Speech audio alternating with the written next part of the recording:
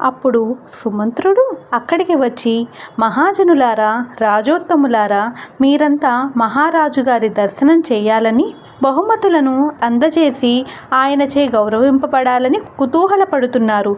నేను వెళ్ళి మహారాజును నిద్రలేపి మీకు దర్శనమయ్యే ఏర్పాట్లు చేస్తాను, వేచి ఉండండి అని అన్నాడు. తరువాత సుమంత్రుడు అంతఃపురంలోనికి వెళ్ళి దశరథ మహారాజుతో ఇలా చెప్పాడు.